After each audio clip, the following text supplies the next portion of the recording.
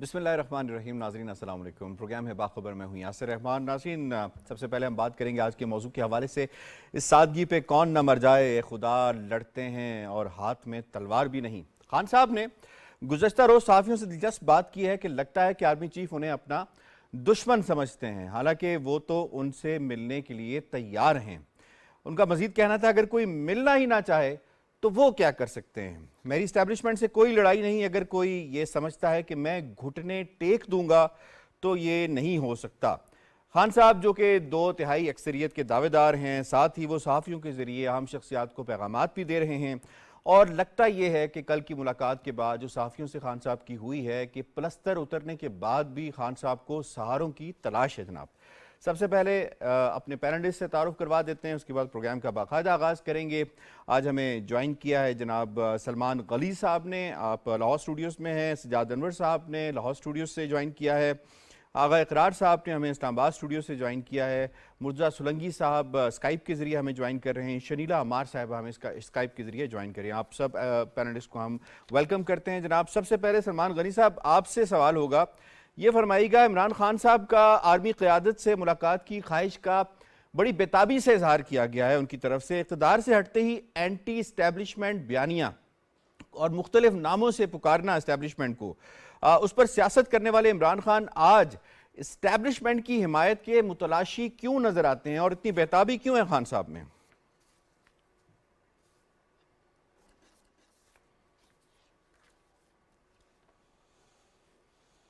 شکریہ یاسر صاحب.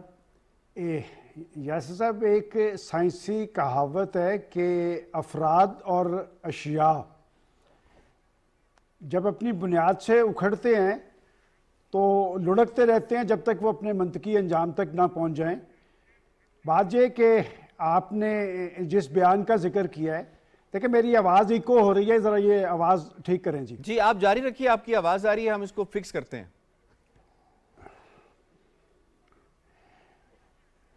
دیکھیں، آج جب وہ پاکستان کے نئے سپہ سالار سے ایک سپہ سالار سے تو وہ ملاقات کے خواہش مند ہیں، اور جانے والے سپہ سالار کے بارے میں کہتے ہیں کہ ان کا کورٹ مارشل ہونا چاہیے، اور کورٹ مارشل کے حوالے سے وہ ان کے روسی جو دورہ تھا پرائم منسٹر کا، اس پر ان کی تنقید کو جواز بنا رہے ہیں. تو جب وہ روسی دورہ کس کا تھا؟ وہ تو پرائم منسٹر صاحب کا تھا. اگر اس وقت کے آرمی چیف نے ان پہ تنقید کی تھی تو یہ کورٹ مارشل تو ان کی جانب سے ہونا چاہیے تھا. لیکن وہ اپنے 3 سال تک پاکستانی قوم کو مسلسل یہ بتاتے رہے، ان کی تعریف اور توصیف کرتے رہے، یہ کہتے رہے کہ انہوں نے نہ صرف انہیں بلایا بلکہ اقتدار پہ بٹھایا اور ان کو چلایا، اور ان کی جمہوریت پسندی کو خراج تحسین پیش کرتے نظر آتے تھے. اور پھر ان کے اس سارے کریڈٹ کے بعد آپ کو یاد ہوگا کہ انہوں نے اسی سپہ سالار کو ایکسٹینشن بھی دی تھی.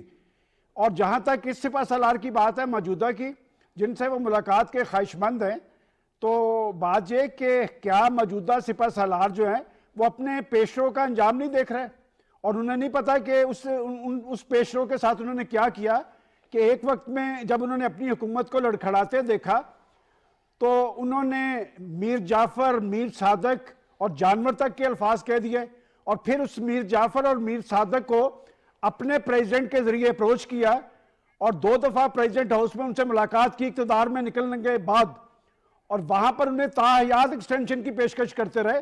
تو میرا خیال ان کے یہ تضادات پاکستانی قوم کے سامنے ہیں، اور جہاں تک وہ اپنی مقبولیت کے بخار میں سوار ہے تو یہ مقبولیت پاکستان کی سیاسی تاریخ میں مقبولیت آتی ہے اور چلی بھی جاتی ہے. البتہ وہ پاکستان کے اداروں کے حوالے سے جس طرح انہوں نے پاکستان کے اداروں کے حوالے سے ایک جگ ہنسائی کی ہے، میرا خیال کوئی بھی اس کو ہضم کرنے کے لیے تیار نہیں. اور ایک اہم منصب پہ بیٹھا ہوا شخص جو پاکستان کا چیف ایگزیکٹو رہا ہو، میں بڑی معذرت سے یہ بات یاسر صاحب کہہ رہا ہوں کہ آپ پاکستان کے ایک حساس ادارے کے ذمہ دار کے بارے میں یہ کہتے رہے کہ کان کھول کے سن لو، ہوش کے نہ کھلو، کہ انڈینز چینلز پہ انڈینز لوگ بھی اس منصب پہ بیٹھے ہوئے شخص کا نام لیتے ہوئے تھر تھر کانپتے تھے. اور آپ نے کون سی ایسی کمی چھوڑی ہے جو اب آپ پوری کرنا چاہتے ہیں؟ تو میں سمجھتا ہوں کہ ان کے سارے تضادات کی وجہ سے بہت سارے سوال. صحیح، آپ کا کیا مرتضیٰ سولنگی صاحب. سر، ایک عام آدمی یہی سوچتا ہے کہ خان صاحب کو اگر مسائل کا حل تلاش کرنا ہے تو ملکی مسائل کا حل تو پھر الیکٹڈ لوگوں کے پاس ہوتا ہے، تو پھر خان صاحب ادھر ادھر کی کوششیں کیوں کر رہے ہیں اور کیوں پیغام رسانی کی جا رہی ہے، جبکہ وہ جو دوسری طرف ہے وہ اپنا آئینی کام کر رہے ہیں، وہ جس سے آئین کو اجازت دیتا ہے وہ ان سے ملتے ہیں؟ کیا وجہ ہے خان صاحب اپنے سارے مسائل کا حل وہ آرمی چیف سے ملاقات میں ہی کیوں تلاش کر رہے ہیں؟ پہلے تو سلمان غنی صاحب نے جو کچھ کہا اس کے بعد کچھ مزید کہنے کی ضرورت نہیں بنتی، کیونکہ انہوں نے میرے الفاظ میرے منہ سے چھین لیے. لیکن خان صاحب یہ جو بات کرتے ہیں نا کہ جی وہ میں تو ملنا چاہتا ہوں لیکن پتہ نہیں کیوں ان کو مجھ سے دشمنی ہے، تو خان صاحب کو اپنی اداؤں پر خود غور کرنا چاہیے کہ دشمنی اب تک کس نے کی ہے. کیا خان صاحب کی جو یادداشت ہے وہ کمزور ہے؟ انہیں نہیں معلوم کہ کس صاحب کو ان کی ایمانداری کی سزا دیتے ہوئے ان کو 8 مہینے کے بعد بہت ہی ان سیریمونیس طریقے سے ان کو وہاں سے نکالا گیا تھا. اگر ان کو یاد پڑے، کیا ان کو یاد نہیں ہے کہ جب آرمی چیف کی تعیناتی ہونی تھی تو انہوں نے برملا کس طرح سے اور ان کے پارٹی کے لوگوں نے مین سٹریم میڈیا اور سوشل میڈیا پر موجودہ آرمی چیف کی تعیناتی کے خلاف مہم چلائی؟ کیا یہ انہیں بھول گئے ہیں؟ کیا ان کو یاد نہیں ہے کہ جن سے کہتے ہیں کہ ان کو شاید مجھ سے دشمنی ہے، وہ اپنے پی ٹی آئی کی جو سوشل میڈیا کیمپینز ہیں پچھلے چند مہینوں کی، آج سمیت وہ دیکھ لیں کہ ٹاپ ٹرینڈز آپ کی پارٹی کے لوگوں نے کس کے خلاف چلائے ہیں، ذرا وہ اپنی دیکھ لیں. تو دشمنی اگر کسی نے کی ہے تو وہ ہر ایک کو پتا ہے، وہ جانے نہ جانے گل ہی نہ جانے باغ تو سارا جانے ہے، سب کو پتا ہے کہ کس نے کیا کیا ہے. لیکن یہ جو آپ نے بات کی وہ پلستر کی، ٹانگ سے پلستر اتر جاتا ہے، جو دماغ پہ پلستر چڑھا ہے اس کو کون اتارے گا، یہ ایک اہم سوال ہے. تو میں سمجھتا ہوں کہ خان صاحب کو اپنی اداؤں پر خود غور کرنا چاہیے اور اپنے بیانات کو دیکھنا چاہیے. میری تو خواہش ہے کہ خان صاحب کی جو پچھلے بیانات ہیں وہ زمان پارک، جو آج کل ضمانت پارک کے حوالے سے بھی بہت مشہور ہے، وہاں پر پبلک ایڈریس سسٹم پر ان کی تقریریں چلائی جائیں. وہ کون تھا جس نے کہا تھا کہ آرمی چیف کا لیڈر آف دا اپوزیشن یا اپوزیشن لیڈر سے ملنے کی کیا تک ہے؟ برطانیہ میں تو ایسا نہیں ہوتا. تو پھر وہ خود یہ خواہش کیوں کر رہے ہیں؟ کس بنیاد پر؟ وہ ایجنڈا بتا دیں کہ کون سا ایجنڈا آرمی چیف سے ڈسکس کرنا چاہتے ہیں اور وہ کس طرح سے ان کو زیب دیتا ہے. تو یہ اصل آخری بات یہ ہے کہ خان صاحب کی شہرت یہ ہے کہ وہ پہلے لوگوں کا گلا پکڑتے ہیں، جب اس میں ناکامی ہوتی ہے تو پھر ان کے پاؤں پڑتے ہیں. تو اب لگتا ہے کہ پاؤں پڑنے کا وقت ہوا چاہتا ہے. ٹھیک ہے جی، آپ کا پوائنٹ آ گیا. شنیلا عمار، خان صاحب کہتے ہیں کہ وہ کسی کے آگے گھٹنے نہیں ٹیکیں گے. دوسری طرف خان صاحب جو ہے وہ درخواست کرتے ہوئے نظر آتے ہیں کہ کسی طریقے سے مجھ سے ملاقات کر لیں. یہ ملاقات پہلے تو یہ بتائیں، بڑا واضح طور پہ ہمارے دونوں پینلسٹ نے اس کو بتایا ہے، آپ کے پوائنٹ آف ویو سے یہ ملاقات خان صاحب کیوں چاہتے ہیں؟ کیا آئین اس کی اجازت دیتا ہے؟ نمبر 1. اور نمبر 2 یہ بھی بتا دیجئے گا کہ جو کچھ پچھلے سٹیک ہولڈرز کے ساتھ خان صاحب کرتے آئے ہیں، ان کو جن ناموں سے پکارا ہے اور جس طرح پہلے ذکر کیا سلمان غنی صاحب نے، تو کوئی بھی ایسا سٹیک ہولڈر کیا کوئی رسک لے سکتا ہے خان صاحب کو دوبارہ ریلائبل سمجھنے کا؟ جو انہوں نے کل تذکرہ کیا کہ میں چودھری صاحب سے بے وفائی نہیں کروں گا، تو بے وفائی کا جو معاملہ ہے پھر تو وہ محسن بیگ صاحب بھی ہیں، پھر وہ علیم خان صاحب بھی ہیں، پھر وہ جہانگیر ترین صاحب بھی ہیں، تو بے وفائی کا تو لمبا قصہ نہیں ہے. جی دیکھیں، یہاں سے بے وفائی کی اگر لسٹ آپ شروع کریں تو بڑھتی جائے گی، بہت سے نام اس میں شامل ہوتے جائیں گے. وہ تمام لوگ جو پائنیئر تھے، جنہوں نے مل کے پارٹی بنائی، جنہوں نے عمران خان صاحب کو اس مقام پہ پہنچایا، سب کے نام شامل کرتے جائے تو لسٹ پتہ نہیں کہاں سے کہاں پہنچ جائیں گے. دیکھیں، عمران خان صاحب جو ہے ہمیشہ سے بیساکھیوں کے سہارے ہی اپنی سیاست چلاتے رہے. وہ چاہے 2014 کا دھرنا ہو اور چاہے وہ اقتدار میں آنا ہو، تو ان کو عادت پڑ چکی ہوئی ہے بیساکھیوں کی، وہ اس کے بغیر نہیں رہ سکتے. ایک طرف تو وہ دعوے کرتے ہیں کہ میں بڑا پاپولر لیڈر ہوں اور عوامی لیڈر ہوں اور عوام کے ووٹ سے آنا چاہتا ہوں، 2/3 اکثریت میں لے کے دکھاؤں گا. اگر آپ اتنے پاپولر ہیں، اگر آپ کو یقین ہے کہ عوام آپ کے ساتھ ہے، تو جس وقت آپ آئینی طریقے سے نکلے تھے اور آپ سمجھ رہے تھے کہ میرا بیانیہ بڑا پاپولر ہو رہا ہے، اس وقت بھی آپ جنرل باجوہ سے چھپ کے ملاقاتیں کر رہے تھے اور آپ ان کو کہہ رہے تھے کہ کسی طرح الیکشن کروا دے. جب آپ کی غیر آئینی ڈیمانڈ نہیں مانی گئی تو آپ نے جنرل باجوہ کے خلاف کیمپین چلانی شروع کر دی. اب آپ کس حیثیت سے آرمی چیف کو سیاست میں ملوث کرنا چاہ رہے ہیں؟ پہلے آپ جب اقتدار سے نکلے آئینی طور پہ تو آپ کہہ رہے تھے کہ آپ نیوٹرل نہیں، اسٹیبلشمنٹ کہہ رہی تھی کہ جی ہم نیوٹرل ہو چکے ہیں، اب ہمارا سیاست میں کوئی کردار. آپ کہتے تھے نیوٹرل کیوں ہو رہے ہیں، آپ کو نیوٹرل رہنے کا کوئی حق نہیں دیا، اللہ تعالیٰ نے کہا ہی نہیں نیوٹرل رہیں. اس کے بعد پھر آپ کہہ رہے تھے جی خدارا نیوٹرل رہیں، پلیز سیاست میں مت آئیں. اب آپ پھر ملتے کر رہے ہیں کہ مجھ سے ملاقاتیں کر رہے ہیں، یعنی اپنے مفادات کے لیے آپ اب پاؤں پڑنے کے لیے تیار ہو. تو اگر آپ نے سیاست کرنی ہے، پہلے آپ کہتے رہے کہ جی میں بڑا بے بس وزیر اعظم تھا، میں بڑا بے اختیار وزیر اعظم تھا. جب آپ اقتدار میں تھے تب آپ کہتے تھے کہ جنرل باجوہ جو ہے ان سے اچھا آرمی چیف کوئی نہیں آیا. اب جنرل باجوہ سب سے بڑے ولن ہے. عمران کی ہر نااہلی، کوتاہی، کرپشن، اقربا پروری سب کی سب اب جنرل باجوہ کے کھاتے میں ڈال دی گئی ہے.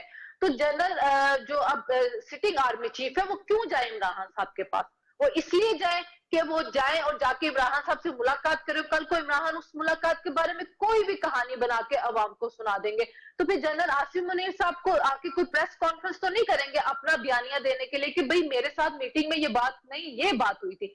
تو اب جب اسٹیبلشمنٹ کہہ چکے کہ ہم نے سیاست میں اپنا کردار ادا نہیں کرنا، آئینی طور پہ ان کا بنتا بھی نہیں، جب وہ آئین کے دائرے میں رہنا چاہ رہے تو پھر خان صاحب کو بھی آئین کے اندر رہنا چاہیے. سوشل میڈیا کے اوپر کیمپین چل رہی ہے، آپ جا کے دیکھ سکتے ہیں ٹویٹر کے اوپر، اور خان صاحب کے فالوورز ہیں، خان صاحب کے وہ لیڈرز ہیں جو یہ کام کر رہے ہیں. جناب آغا صاحب آپ کو اس میں انوالو کروں گا، یہ فرمائیے گا کہ کیا اینٹی اسٹیبلشمنٹ بیانیے پر یو ٹرن کا وقت ہوا چاہتا ہے؟ ہو گیا. آپ نے پروگرام شروع کیا ایک شعر سے، مجھے بھی اجازت دیجیے میں اس پہ ایک ایڈ ان کروں. حوصلہ تجھ میں نہ تھا مجھ سے جدا ہونے کا، ورنہ کاجل تیری آنکھوں میں نہ پھیلا ہوتا. واہ. جس شخص کو بنایا ہی کسی ایسی چیز نے تھا جس کو، بیساکھیاں تو بہت چھوٹا لفظ ہے، جس کو پورا کا پورا سٹرکچر ہی کسی نے بنایا تھا، جب اس سے وہ ٹوٹ گیا ہے تو بیچارے کی آنکھوں میں آنسو تو ہیں، تو وہ دیکھنے تو پڑیں گے آپ کو. صحیح. لیکن پھر بھی آپ دیکھیں، کیونکہ اس کو بنایا سے کیا تھا کہ وہ تمام اداروں سے بڑا ہے. تو 26 نومبر کے بعد میں بھی جیسے سولنگی صاحب نے کہا کہ پلستر اس کا ابھی بھی نہیں اترا ہے دماغ کا، آج بھی وہ یہی کہہ رہا ہے، آج بھی وہ یہ کہہ رہا ہے کہ میں تیار ہوں ملاقات کے لیے. آپ اس کی آپ فکرے دیکھیں اس کے، وہ یہ نہیں کہہ رہے کہ وہ میں ملاقات کرنا چاہتا ہوں، نہیں میں تیار ہوں ملاقات کے لیے، میرا تو کوئی پرابلم نہیں ہے. ابھی تک اس کا وہ پلستر نہیں ہوتا. آفر کس نے دی؟ کیا اندازہ آپ لگا لیں. یعنی کہ اس کی، اب میں کہتا ہوں کہ عمران کی ڈکشن کو غور، کیونکہ بدقسمتی کہہ لیں یا خوش قسمتی کہہ لیں، میری جو کور ایریا آف ورک ہے وہ سیمیوٹک کوگنیٹو ہے، ورڈز کے ساتھ کھیلنا، اور ایک جو ورڈز بولتے ہیں اس کے پیچھے آپ کا مائنڈ سیٹ کیا ہے اس کو پڑھنا. سر سوال یہ تھا کہ یو ٹرن اب میں آ رہا ہوں، اینٹی اسٹیبلشمنٹ بیانیے پہ ہوا چاہتا ہے. اس نے یو ٹرن جو مرضی لے لے، میں نام نہیں لینا چاہتا ہوں لیکن رک بھی نہیں سکتا ہوں. اس نے پریزیڈنٹ آفس کو بھی اس میں جو ہے وہ خار کر دیا، وہاں کو بھی کوشش کر کے دیکھ لی، ان کو بھی انوالو کر کے دیکھ لیا، پھر بھی ملاقات نہیں ہو سکی. یہ معافی تلافی کی بات نہیں ہے، ان کا کوئی پرابلم نہیں ہوگا اس سے. لیکن جب انہوں نے فیصلہ کر لیا ہے کہ ہم نے سیاست میں نہیں آنا ہے، اے پولیٹیکل رہنا ہے، تو وہ نہیں ملاقات کریں گے. چاہے آپ پریزیڈنٹ صاحب کو کہیں، چاہے آپ پاکستان سے باہر کسی کو کہہ رہے ہوں کہ ہماری ملاقات کروا دو. بالکل ٹھیک ہے، آپ کا پوائنٹ آ گیا. سجاد صاحب، کورٹ مارشل کی بھی خان صاحب نے کل کوئی بات کی ہے جناب، اور سلمان صاحب نے بڑا رائٹلی اس کو پوائنٹ آؤٹ کیا ہے کہ اس وقت وزیر اعظم جب اسلام آباد ڈائلاگ میں یہ تقریر ہوئی، جس تقریر کا کل انہوں نے حوالہ دیا، تو اس وقت وزیر اعظم عمران خان صاحب تھے. تو عمران خان صاحب نے اس وقت ایکشن کیوں نہیں لیا؟ کیوں ان کو اتنے مہینوں کے بعد، تقریباً 1 سال کے بعد یہ یاد آیا کہ اس پہ تو کورٹ مارشل بنتا تھا؟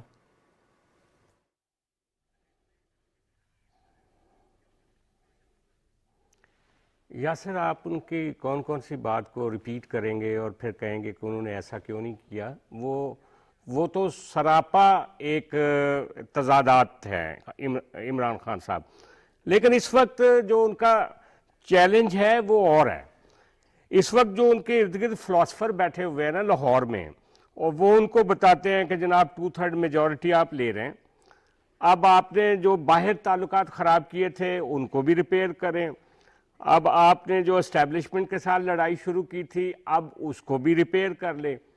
اور وہ طرح طرح کے مشورے دیتے ہیں, ان مشوروں کے نتیجے میں یہ ایک بیان داغ دیتے ہیں کہ میں آرمی چیف صاحب سے ملنا چاہتا ہوں, حالانکہ عمران خان کو خود نہیں پتا کہ کتنی بڑی گھناؤنی سازش ایون اس وقت بھی پاکستان آرمی کے خلاف جو پی ٹی آئی کے سائبر واریئرز شروع کیے ہوئے ہیں, اور خاص طور پہ جو لندن میں کچھ بگوڑے بیٹھے ہوئے ہیں ایکس آفیسرز ہیں, وہ جس طریقے سے فوج کے خلاف پروپیگنڈا کر رہے ہیں اور جس طرح سے آرمی چیف کے خلاف پروپیگنڈا کر رہے ہیں, اور ساتھ ہی ساتھ اپنی ہر بات کے ساتھ عمران خان صاحب کو ایک بہت بڑے لیڈر کے طور پہ وہ ایک ابھارتے ہیں اور کہتے ہیں کہ صرف عمران خان صاحب اس ملک کو کرائسس سے نکال سکتا ہے, اور حتیٰ کہ وہ پاکستانی آرمی کے اندر رینک اینڈ فائل میں مختلف طرح کی ایک سازشیں پھیلا رہے ہیں اس وقت. تو خان صاحب کو یہ سب کچھ نظر آ رہا ہے, اور خان صاحب کو یہ پتہ ہے کہ انہوں نے جو کچھ کیا تھا اس کا انہوں نے وہ فصل کاٹنی ہے اب آنے والے وقت میں, لیکن وہ لوگوں کے سامنے اپنے آپ کو ایک بڑا ڈپلومیٹ ثابت کر, مثلا رات ہی انہوں نے کہا کہ میری تو جو اپنا سعودی عرب کے جو کراؤن پرنس ہیں ان کے ساتھ بھی بڑے اچھے مراسم ہیں, وہ اپنی طرف سے کچھ بھی کہہ سکتے ہیں. وہ امریکیوں کو اب کہہ رہے ہیں کہ باجوہ صاحب نے ادھر سے سازش جو تھی ایکسپورٹ کی تھی. تو بہرحال وہ روز ایک بیان دیں گے, ہم روز ڈسکس کریں گے. عمران خان کا چیلنج صرف یہ ہے, اور جو اس کے فلاسفر ارد گرد بیٹھے ہیں وہ یہ کہہ رہے ہیں کہ جناب آپ وزیر اعظم تو بن جائیں گے, لیکن جو آپ نے اس سارے عرصے میں تعلقات خراب کیے ہوئے لوگوں کے ان کی مرہم پٹی کریں. وہ اس مشن میں لگے ہوئے ہیں. وہ نہ میرے حساب سے وہ وزیر اعظم بن سکتے ہیں اور نہ ہی یہ مرہم پٹی کر سکتے ہیں. ابھی یہ بہت بڑا فاصلہ ہے جو انہوں نے ضمانت پارک سے لے کر جو اسلام آباد تک طے کرنا ہے, اور یہ کوئی اتنی آسان کھیل نہیں ہے. بالکل ٹھیک ہے, آپ کہہ رہے ہیں کہ ایک آگ کا دریا ہے اور شاید کے جانا ہے. یقیناً افراد کی جو یادداشت ہوتی ہے اس کے بارے میں تو کہا جا سکتا ہے کہ وہ کافی کمزور ہوتی ہے, بھول جاتے ہیں, اور پاکستانی قوم کے حوالے سے اکثر ہی بات کی جاتی ہے, لیکن اداروں کی یادداشت شاید کچھ کمزور نہیں ہوتی. جناب پروگرام کے دوسرے موضوع کی جانب ہمیں بڑھنا ہے, اور دوسرے موضوع میں ہم ذرا بات کر لیتے ہیں خان صاحب کے حوالے سے. جو سوشل میڈیا اور جو ورچوئل ورلڈ ہے اس میں ان کا کافی کلاؤڈ ہے. آئے دن ہم دیکھتے ہیں کہ جس کسی کی پگڑی اچھالنی ہوتی ہے اس کو مختلف ناموں سے وہاں پہ پکارا جاتا ہے, اس کے حوالے سے پورے ٹاپ ٹرینڈز چلوائے جاتے ہیں, اور اس کے بعد پھر یہ کہا جاتا ہے کہ جی میں تو اس میں انوالو نہیں ہوں, میرا تو معاملہ نہیں ہے. آپ کو کسی دن ہم ریسرچ کر کے وہ اکاؤنٹس لا کر دکھائیں گے, وہ ہینڈلز لا کر دکھائیں گے جو رجسٹرڈ ہینڈلز ہیں, جو پی ٹی آئی کے ان کے پوزیشن ہولڈرز ہیں, جن کے پاس پوزیشنز ہیں پی ٹی آئی کی. تو جناب خان صاحب کی حوالے سے اگر ہم بات کریں تو عدالتی کارروائی کے حوالے سے بھی وہ کہتے ہیں کہ جی مجھے ویڈیو لنک کے ذریعے میں اویلیبل ہوں, آپ عدالتی کارروائی بھی یہاں سے شروع کریں. اسی طریقے سے جہاں کہیں بھی سلسلہ ہوتا ہے ان کا یہی ہوتا ہے کہ ورچوئل ورلڈ یا سوشل میڈیا کے ذریعے وہ اپنا بیانیہ جو ہے وہ دیں. تو آج سے خان صاحب نے جو ہے وہ مہم کا آغاز بھی کر دیا ہے, انتخابی مہم کا, اور بتایا یہ جا رہا ہے کہ انتخابی مہم کا آغاز بھی انہوں نے جناب سوشل میڈیا اور ورچوئل ورلڈ سے کیا ہے. اس حوالے سے سلمان غنی صاحب سے میں پہلا سوال پوچھوں گا. سلمان غنی صاحب فرمائیے گا کہ خان صاحب کا انحصار بہت زیادہ ورچوئل ورلڈ کے اوپر ہے. عمران خان صاحب عدالتی کارروائی میں بھی ویڈیو لنک پر چاہتے ہیں, اور آج سے الیکشن مہم بھی ویڈیو سے شروع کرنے جا رہے ہیں. سوشل میڈیا اور ورچوئل دنیا پر انحصار کس حد تک خان صاحب کے لیے مفید ثابت ہو سکتا ہے؟ سب سے بڑی بات ہے خان صاحب کس حد تک وہ بیانیہ دے سکتے ہیں کہ پاکستانیوں کے جو مسائل ہیں ان کا حل خان صاحب کے پاس ہے, اس کے علاوہ کسی کے پاس نہیں ہے؟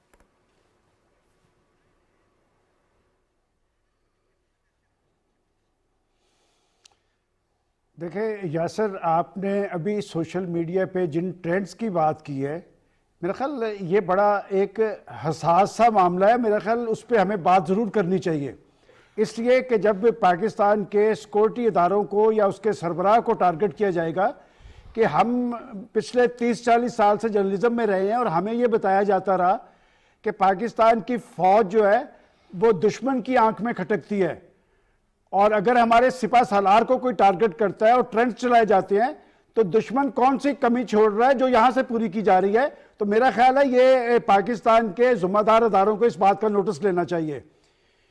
دوسری بات آپ نے جو بات کی ان کی اسٹریٹجی کی, کہ آپ نے کہا کہ وہ اپنی اسٹریٹجی جو طے کر رہے ہیں کہ ایشوز کے حوالے سے, میرا خیال اگر وہ پاکستان کے 22 کروڑ عوام کے ایشوز کی بات کریں تو اچھی بات ہے ایک پولیٹیشین کے طور پہ, لیکن وہ جو ٹرینڈز متعارف کروا رہے ہیں اس سے پاکستان کے اندر کوئی یکجہتی کی فضا نہیں قائم ہوگی, اس سے ایک انتشار اور خلفشار ہوگا. اور وہ تو 3.5 سال حکومت کے اندر رہے ہیں, انہوں نے پاکستان کے لوگوں کے ایشوز کو سالو کرنے کے لیے کون سی سنجیدہ کوشش کی ہے. اور میرا آپ سے سوال یہ ہے کہ کوئی ایک کارنامہ, دیکھیں میں ہمیشہ کہتا ہوں کہ کوئی ایک کارنامہ وہ بتا دیں کہ انہوں نے پاکستان کی عوام کے لیے کیا ہو. انہوں نے 1 کروڑ نوکریوں کی بات کی تھی, انہوں نے 50 لاکھ گھروں کی بات کی تھی, انہوں نے انتظامی اصلاحات کی بات کی تھی, انہوں نے گڈ گورننس کی بات کی تھی.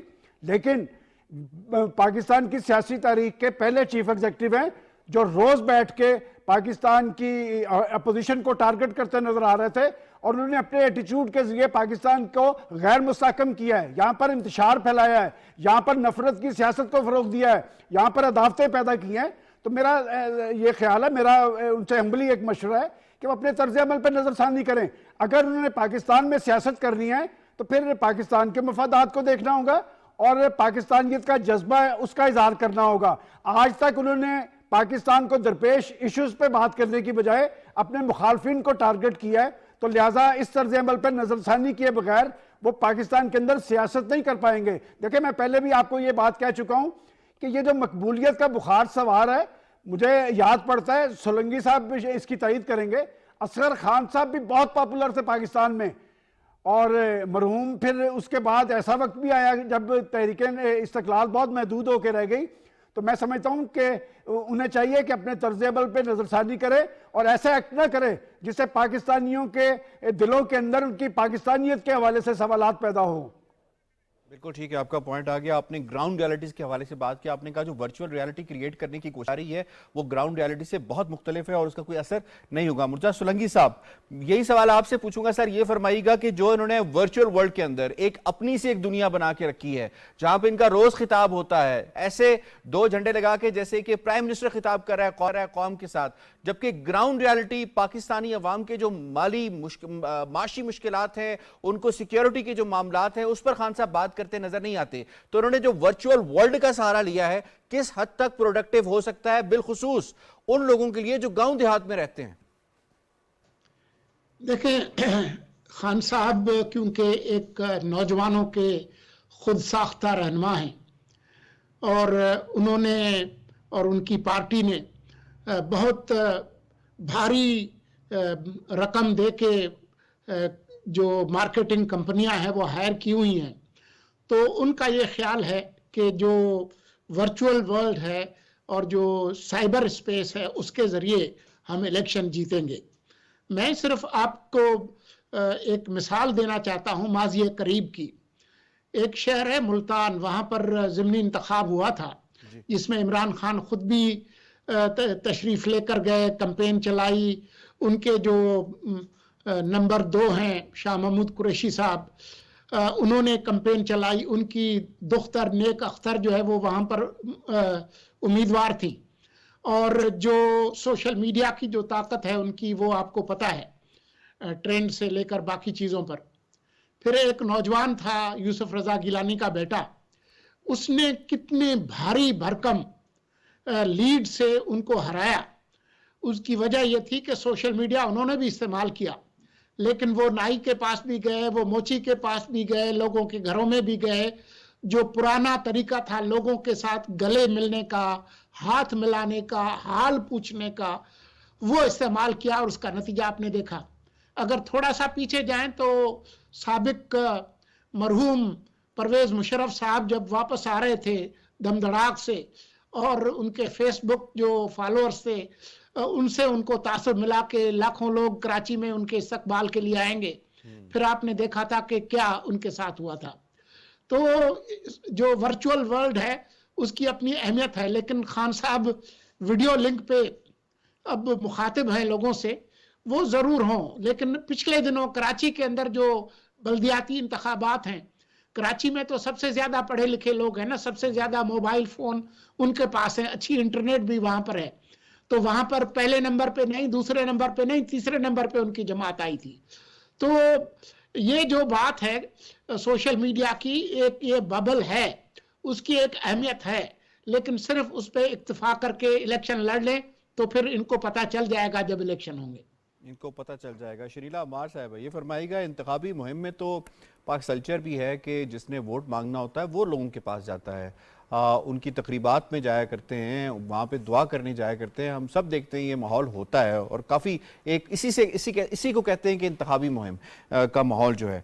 फिर लोगों को चौकों चौराहों पे बुलाना कि फलां साहब फलां वक्त के अंदर खिताब करने वाले हैं, आप सब अपने घरों से निकले हैं, लेकिन वो अपने घर से नहीं निकल सकते, तो इसका ज़रा मुझे बता दें फिर इसका लोगों पे किस हद तक असर पड़ेगा?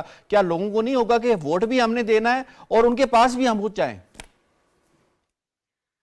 देखें यासिर, इसकी मिसाल में आपको जेल भरो तहरीक से दे देती हूँ, क्योंकि जेल भरो तहरीक पे जब इमरान खान साहब खुद जमानतें लेते रहे और सामने नहीं आए और जेल में नहीं गए, तो उनकी तहरीक भी कितनी बुरी तरह से नाकाम हुई। लाहौर में भी हमने देख लिया, 200 वर्कर गए, 5 लीडर आने जाना था, 80 लोग गए, और खैबर पख्तूनख्वा में कोई भी नहीं गए, और बाकी शहरों में भी बुरी तरह नाकाम हुई, क्योंकि जब लीडर खुद नहीं जा रहा तो उसके वर्कर क्यों जाएंगे जेल के अंदर। इसी तरह अगर आप अपने घर के अंदर कंफर्ट जोन में बैठ जाएंगे तो फिर लोग भी जलसों में आपको सुनने नहीं आएंगे, वो टीवी पे आपको देख लेंगे। देखिए, जो सोशल मीडिया है इससे हम इनकार नहीं कर सकते, बड़ा इफेक्टिव टूल है, पीटीआई ने तो बहुत ज्यादा इसका इस्तेमाल किया है प्रोपेगेंडे के लिए, दूसरों पे इल्जाम लगाने के लिए। लेकिन यहाँ मसला ये नहीं कि खान साहब को जलसों में जाने से कोई मसला वो वर्चुअल दुनिया में रहना चाहते। यहाँ मसला है अदालत में पेश होना। अगर वो जलसों में खुद चले जाएंगे तो अदालत कहेगी कि आप तो बिल्कुल ठीक है, आप तो फिट हैं, अगर आप जलसों में जा सकते हैं, लोगों से खिताब कर सकते हैं, एक शहर से दूसरे शहर जा सकते हैं, तो आप अदालत में क्यों नहीं आ सकते? तो खान साहब ये जो अपनी वर्चुअल मुहिम शुरू करना चाह रही है, ये दरअसल अदालत से बचना चाह रहे हैं। अगर वो अदालत में जाएंगे तो उन पे फर्दर जुर्म लगेगा, इन्वेस्टिगेशन आगे चलेगी, उनके जो करप्शन है और जो केसेस हैं वो आगे बढ़ेंगे, उनको सजा हो सकती है, वो जेल जा सकते हैं। तो जेल से बचना, अदालतों से बचने के लिए वो इस दुनिया के अंदर जा रहे हैं, वरना उनको जलसों में जाने से मसला कोई नहीं है, वो बड़े शौक से जाते हैं। लेकिन अदालतों से भागने के लिए वो अपनी सोशल मीडिया जो है उसको इस्तेमाल करने लगे हैं। ठीक है शरीला अम्मार साहब, आपके कहने का ये मतलब है कि खान साहब जो हैं एज एन एक्सक्यूज यूज कर रहे हैं कि कल अदालतों में ये फिर बात सामने ना आ जाए कि खान साहब तो बिल्कुल ठीक ठाक हैं, प्लस्तर भी उतरा हुआ है, खान साहब जा भी रहे हैं, अवामी मुहिम का हिस्सा बन रहे हैं, ये वजह है? बिल्कुल यही वजह। देखे, जब वो अदालत में यही बात कहते, कभी वो कह देते कि मेरी जान को खतरा है, अगर उनकी जान को खतरा है वो अदालत नहीं जा सकते तो वो जलसों में कैसे जाएंगे, वो अवाम के दरमियान कैसे जा सकते हैं? अगर वो कहते हैं कि मेरी टांग जो है वो ठीक नहीं है, इस पे प्लस्तर है, डॉक्टर ने मुझे मना किया है, तो फिर वो मैं अदालत नहीं आ सकता, तो फिर आप जलसों में कैसे चले गए हैं? तो सिर्फ इस चीज से बचने के लिए कि मुझे अदालत में खुद ना जाना पड़े, मेरे पे फर्दे जुर्म ना लग जाए, मैं जितना डिले कर सकता हूं अपने केसेस को वो डिले कर दूं, उससे बचने के लिए ये एक सोशल मीडिया का जो टूल है उसको इस्तेमाल किया जा रहा है। और खासतौर पे जो हमारी रिवायत रही है जिसके अंदर लोग खुद चल कर जाते हैं और अपना जो मैनिफेस्टो है वो बताते हैं कि जी ये चीजें हम लेकर आएंगे, उससे किस हद तक महरूम हो जाएंगे खान साहब अगर ये काम नहीं करते? तो आप देख लें, मरियम नवाज की मिसाल आपके सामने है। मियां साहब बाहर के मुल्क थे, वो वहां से सोशल मीडिया के जरिए ही लोगों से खिताब कर रहे थे, लेकिन नहीं बयानिया बन पा रहा था। मरियम नवाज आई हैं, अब वो ग्राउंड पे जा रही हैं, वो वर्कर्स कन्वेंशन कर रही हैं, अपने वर्कर्स के साथ मिल रही हैं, अपने लोगों के साथ बन रही है, तो अब उनका बयानिया और उनकी पार्टी स्ट्रांग हो रही है। अगर आप खुद अपने वर्कर के पास जाएंगे, आप खुद उनसे जाके मिलेंगे, तो आपकी पार्टी, आपका बयानिया स्ट्रांग होता है। हाँ, सब अपनी इस वर्चुअल दुनिया के अंदर रह के देख ले, उनको पता चल जाएगा कि इलेक्शन में क्या उनके साथ होता है। ठीक है, आप कह रही कनेक्ट करना बहुत जरूरी है। यहाँ पे ब्रेक का वक्त हुआ है, ब्रेक से जब वापस आएंगे तो टॉपिक कंटिन्यू करेंगे, हमारे साथ रहिएगा।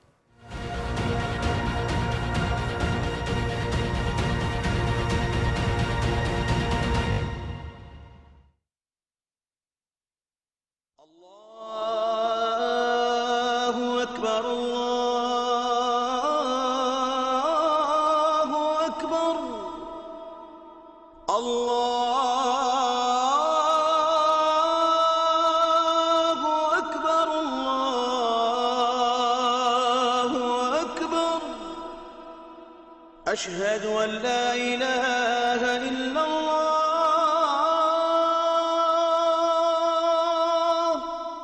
أشهد أن لا إله إلا الله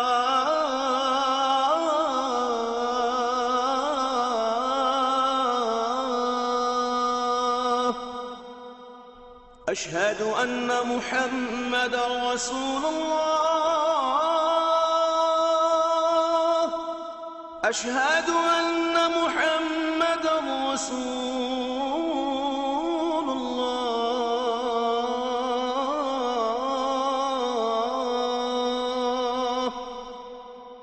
حي على الصلاة حي على الصلاة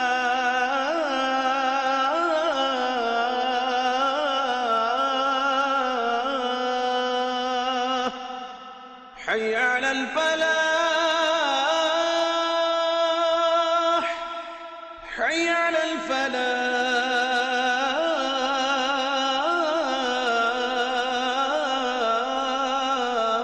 الفلاح الله أكبر الله أكبر لا إله إلا الله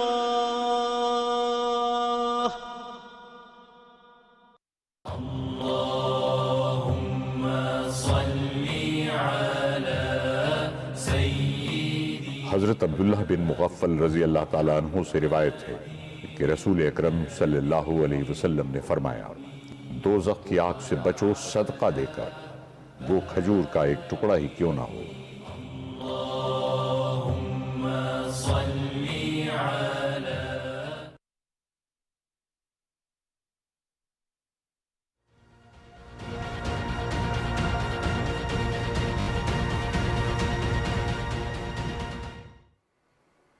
ویلکم بیک جی. خبر آ رہی ہے کہ ڈیرہ غازی خان میں پی ٹی آئی کے کارکن آپس میں لڑ پڑے.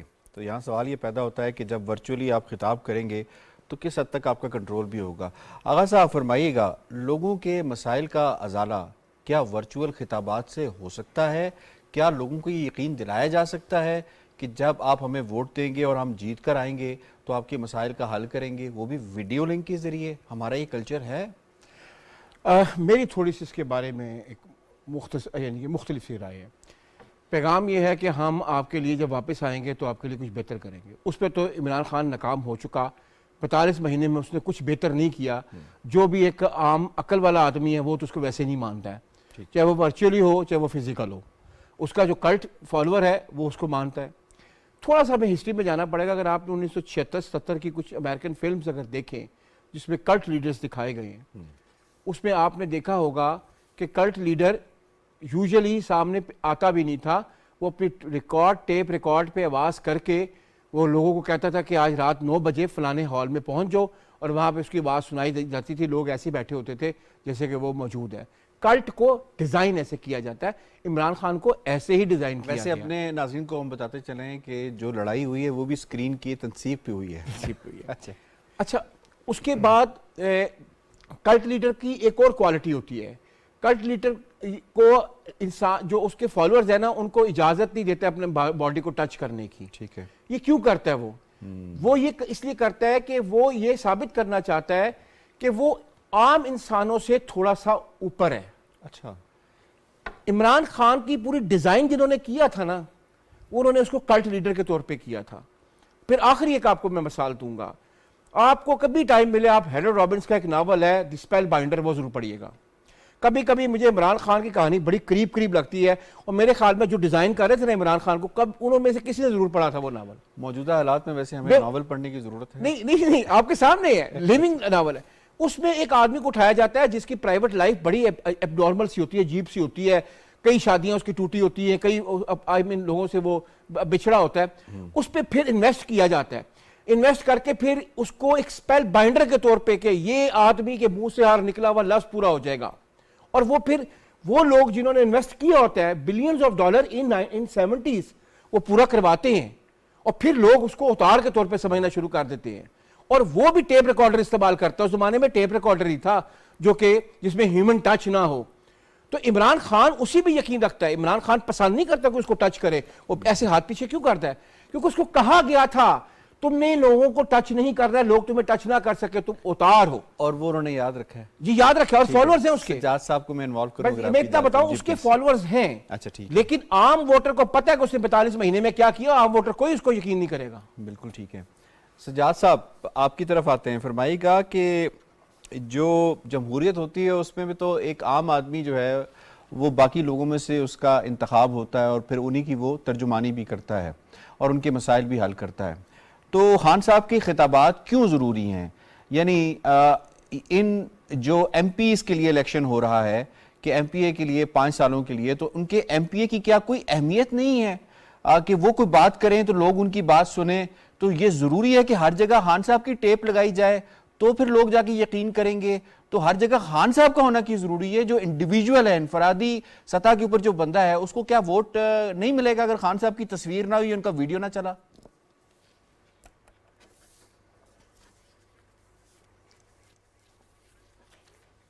یاسر, یہ تو ویسے ساری پولیٹیکل پارٹیاں ان کے لیڈر جو ہوتے ہیں وہ کیمپین چلاتے ہیں. جس طرح سے پنجاب میں اور کے پی میں الیکشن ہونے جا رہا ہے تو عمران خان بھی اگر کیمپین چلائے گا تو اس میں تو کوئی حرج نہیں. لیکن وہ جو کیمپین جس طرح سے انہوں نے ورچوئل کیمپین کی بات کی ہے تو اس کی 2 ریزنز ہیں. ایک ریزن تو بڑی ویلڈ شنیلا صاحبہ نے بتائی کہ چونکہ بابر اعوان نے 2 دن پہلے وہاں پہ کہا جی کہ وہ کچہری میں آئیں گے تو ان کو مار دیا جائے گا, تو سوال یہ ہے کہ اگر وہ کچہری میں آ کے ان کو مارا جا سکتا ہے تو پھر وہ جلسے میں اگر چلے گئے تو ججز پوچھیں گے کہ جلسے میں کیوں گئے.